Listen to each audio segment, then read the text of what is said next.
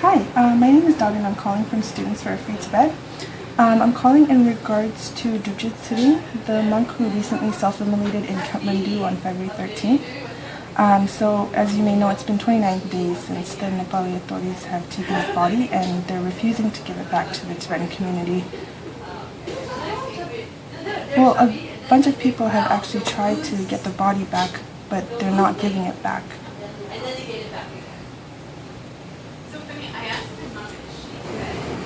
And if he has no family? If he has no family members?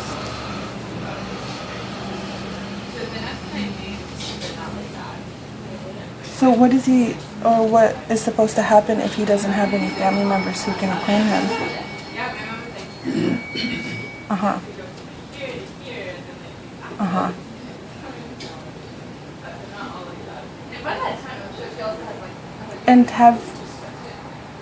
And have you guys contacted them about this?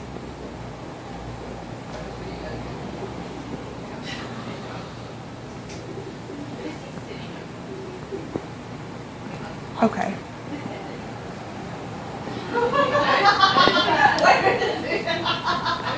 Uh-huh. Okay, and what was your name? I'm sorry. Lismat Gautam? Okay. Alright, well thank you. Alright, bye-bye.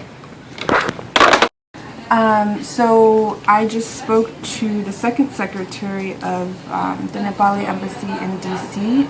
His name is Lismat Gautam, and he said that in order to have the body released by the authorities, a family member actually has to come get it. It can't just be the community.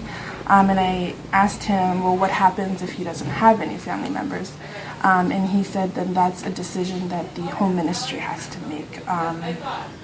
And he also said that he and his office have been receiving a lot of calls and emails regarding this situation, so they definitely have let the government over in Nepal know about it and know that there is a high concern coming from the United States. So.